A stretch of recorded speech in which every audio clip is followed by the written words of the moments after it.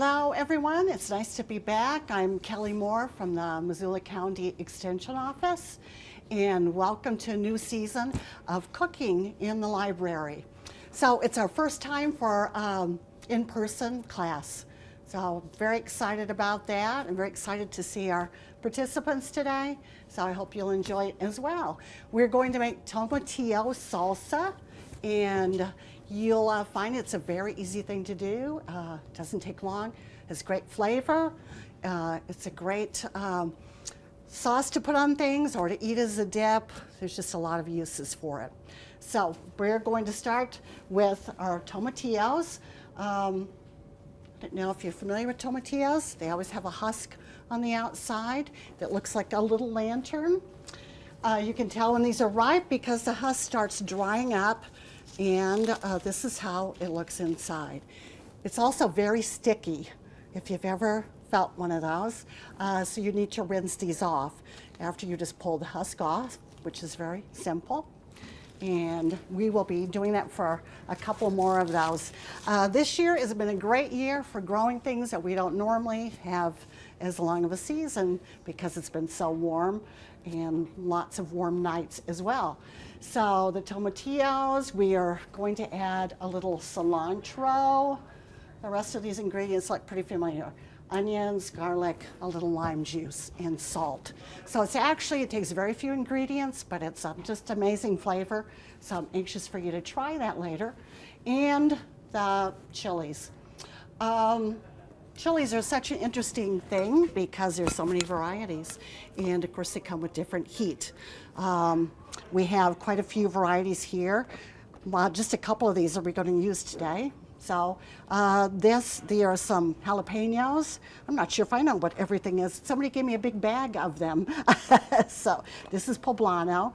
This is a milder flavor. These are used in recipes where you stuff them.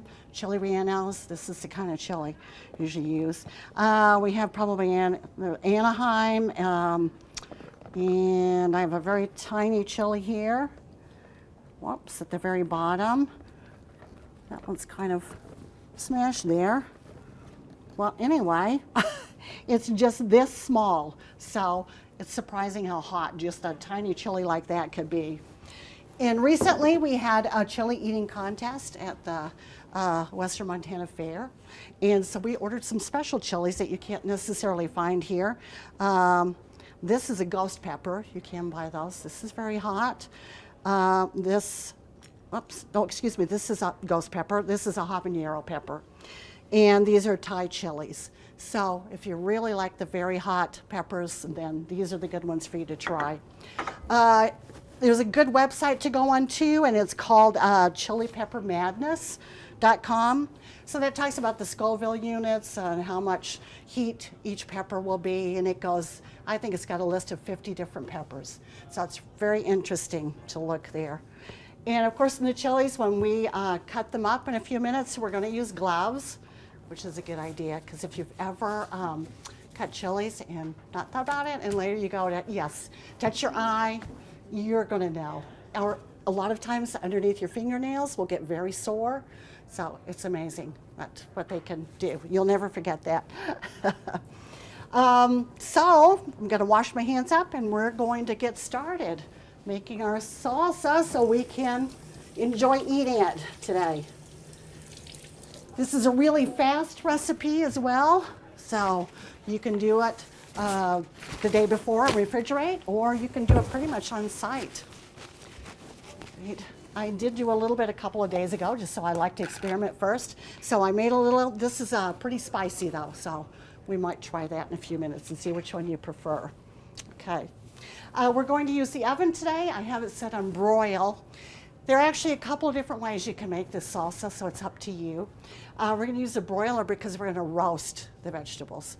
So that adds a lot more flavor, sometimes a little smokier flavor.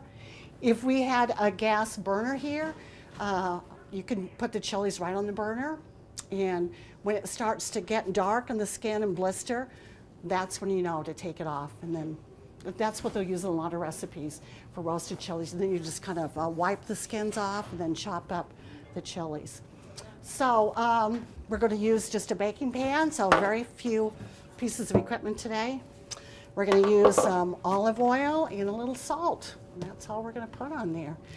Some of the recipes call for chopping up the onion fresh and then adding it to it. But I like to roast them all together because I like all that flavor together. All right.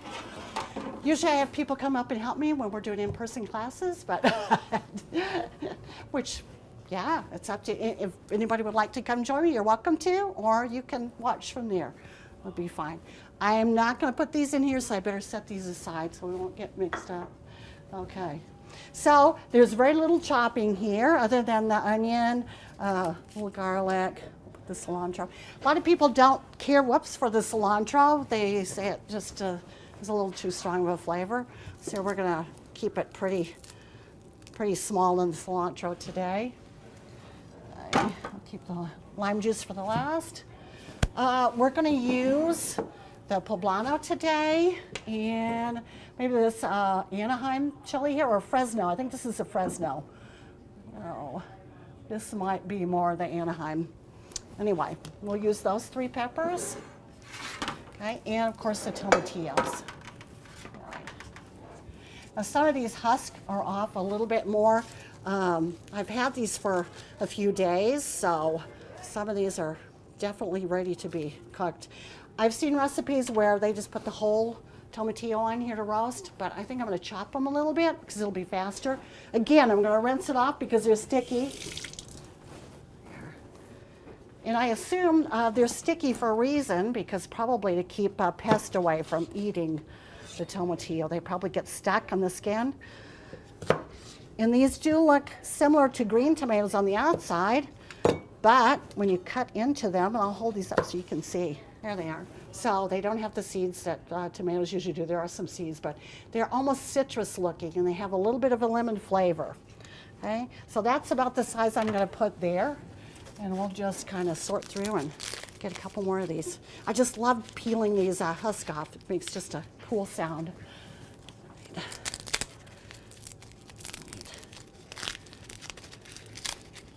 Sometimes these just kind of fall off the ground when they've been, when they're ripe. So, right. This one, probably we're going to pass on that one. So I'm going to do about 6 of these. All right, just put that to the side. Okay, let's these off quickly.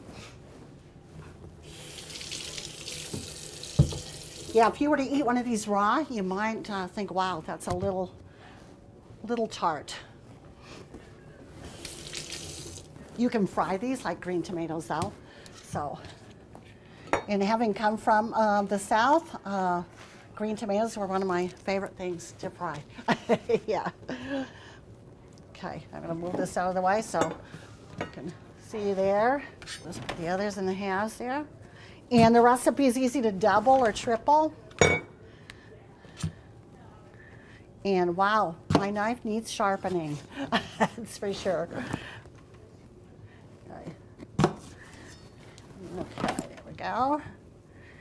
You could use another oil if you wanted besides olive oil. I just typically use olive oil for roasting because it has a high heat point. Okay. Now, when I do the chilies, I'm going to put on some gloves, like we said here. During our chili eating contest, which is the 2nd annual, we plan on doing it again next year, we had 2 participants that made it to the final round. They had to eat ghost chilies at the end, which are the hottest chilies we could find. One participant ate 2 and was sweating profusely, so he decided that was enough for him. The other one continued to eating 5 of those, and this is after tasting, I think, 4 or 5 different varieties, so it was really interesting. And he said he had practiced a little bit before, so he was used to the heat. Wow. You never know how hard gloves are to get on, do you? Till you those on. Okay, so let's see. Push this over a little bit. Okay, so I'm just going to cut the top off here and slice down the middle. The poblanos are pretty mild pepper. They're really closer to the taste of just a regular bell pepper. sometimes a little heat. Okay, take the seeds out. Get the top of this one. Now, sometimes I have used some of these chilies, tasted them when they were raw, didn't think they were that hot, but once I cooked them and put them in something, I was quite surprised how hot they actually were. Okay, so we don't have to chop these up other than just smaller pieces, so they all roast about the same time. There we go. Okay, so we got this so far. We're going to chop our onion here.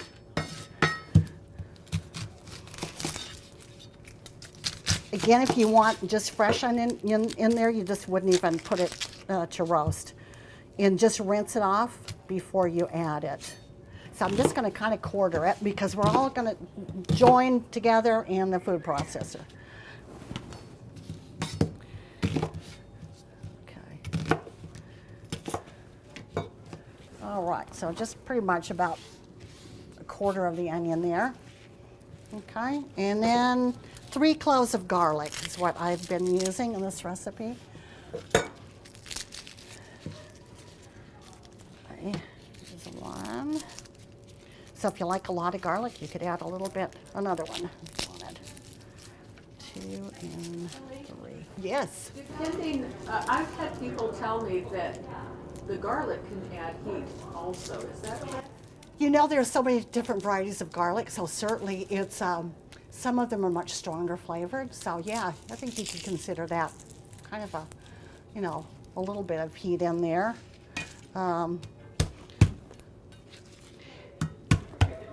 Yeah, I always thought that would be a fun class as well, just if you could get all the different varieties of garlic and taste those. So basically I'm just getting the skins off. I'm not going to cut them any smaller. I'm going to throw them on there.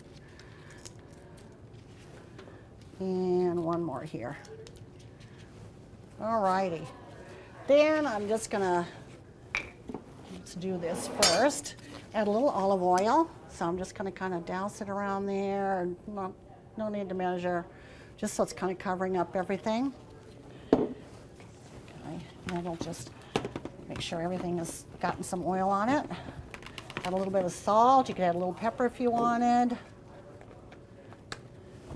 Alrighty, so now this is ready to go in the broiler. You know, we put it in the middle shelf so it'll cook pretty fast there, so we don't want it to get burned. We do want it to be toasty. So you're roasting the peppers just to accentuate their flavor, not to like take the skins off? No. If you were going to chop those peppers up, it softens them, of course, because you're steaming them to get the skins off. So that would be a whole nother recipe you would use those in. But this, we want to just chop it all up in the food processor with a little bit of darkness on there. Yeah. So we're going to keep checking this and keep stirring it up so everything gets even in there. Let's see. I did forget to grab a mitt for my pan.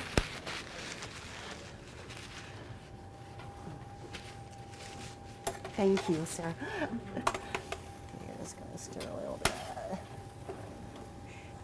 I've actually seen some people put the whole tomatillo on the pan and roast it. You can do that, but it just takes a little bit longer.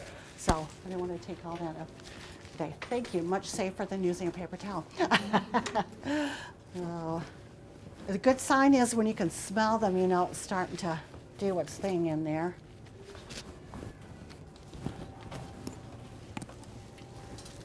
Yeah, when we might just go ahead and stick it on the top rack.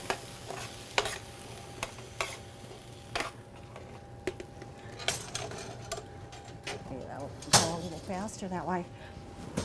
Such a clean oven, that's nice. Oh, there we go. So we're starting to get some of that char on there. Oh, yeah, so just like that there, you can have, whoops, a little different color. Let me put that back on the spoon. It's you notice the skin starts blistering too. So, yeah, you can do it. There we go. Because the tomatillos are going to get softened anyway, because they're mostly liquid.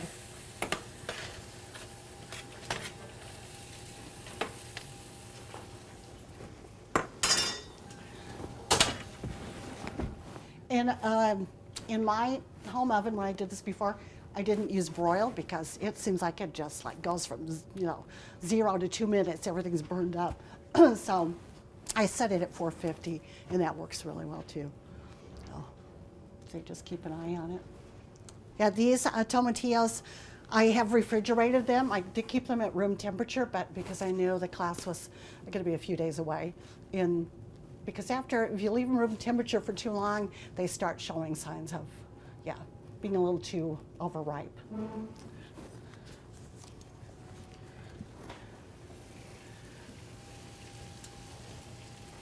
All righty, we are just minutes away from being ready.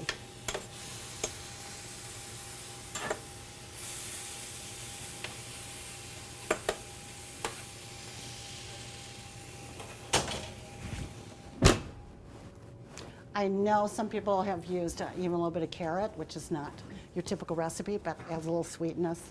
I don't know why. Some people just think if you got spicy, if you have a little sweet to counteract, then it's going to be good. Yeah. So you're really looking for just a bit of char on those vegetables? Yes. Yeah. No, just where it just looks like they're just starting to brown a little bit. No, because I think if you let them char too much, you're going to end up with kind of a almost bitter flavor. So.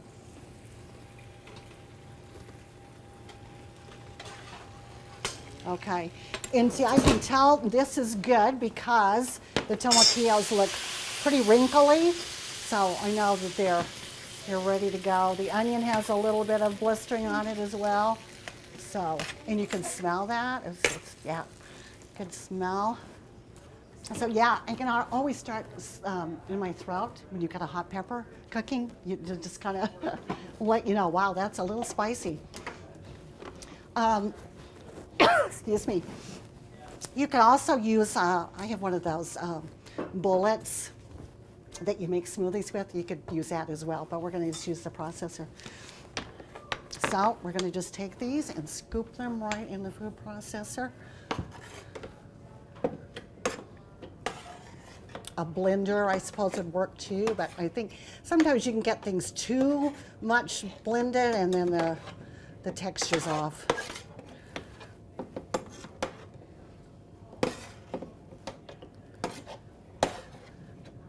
Okay. That's the nice thing about recipes too. You find out like, wow, I think I would change it a little for next time, then you could kind of play with it and see what would work better. I'm gonna hold back one of the Fresno chilies. They tend to be pretty spicy, so we don't want to overdo it. Okay. And I'm not going to add any more salt at this point because I want to taste. We've already added a little bit. I don't like it to be too salty. The last two things we're going to add, again, will be our cilantro, and then we're going to put a squeeze of lime juice in there to finish it off. So, should I look how many these? I usually kind of, when it comes to any citrus, roll it a little bit on the counter or some hard surface because you're going to smash it and get the juice out a lot easier. But there is some fruit that's just not going to have a whole lot of juice in it anyway. Just depends. Okay.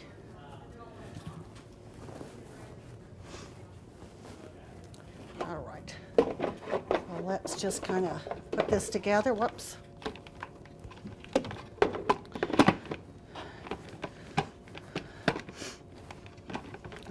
I had a really old Cuisinart at one time, so it's just so hard to get used to the new ones because it was loaded differently. Here we go. Okay, so I'm just going to do pulse to start with.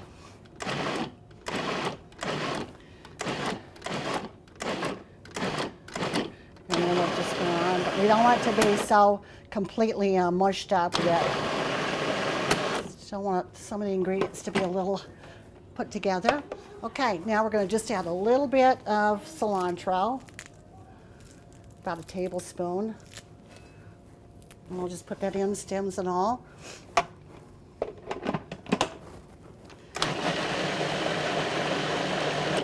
Okay. lime juice. We might add a little bit more once we taste it.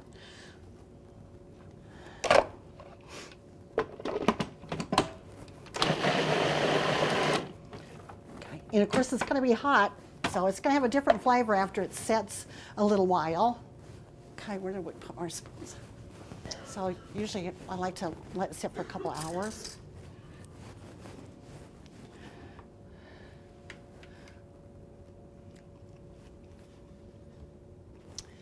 Okay, well, my head didn't blow off, so it's not so not too hot. That's a good sign. It does need a little bit of salt, however, so we're going to add that.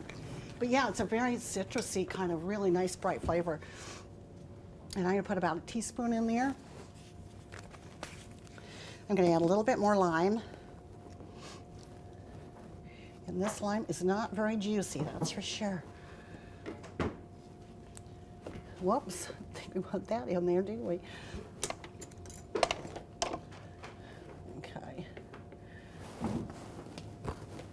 And one more time. Get it all blended up. Okay.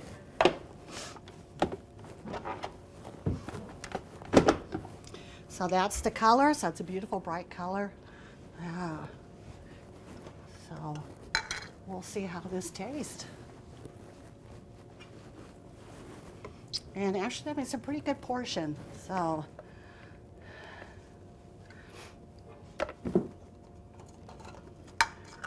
and it's very inexpensive to make too. Especially if, how long would that last in the refrigerator? you know, I would think probably, I mean, it would really last up to a week. That would be, you know, food safety wise, it'd be fine. The flavor is going to be affected the longer you keep it in the fridge. And the color too might kind of darken a little bit. So I'd say it'd be best within the first 3 days that you make it. I know some people have frozen it before, but I just think you're taking away from a lot of that fresh flavor, and that's why you're making it. You know? Okay. Here we go. Now this, I promise, isn't as spicy as what you just had. Go. And plus, it's nice to use a red chili because you get those little red flakes in there. Oh, yeah. Yeah. All right. So anyway, that's how you make a tomatillo salsa. Pretty easy. So I hope you'll find some time to do that while all of the produce is fresh, and it's the best time of year to make something. So thanks for joining us. See you next time.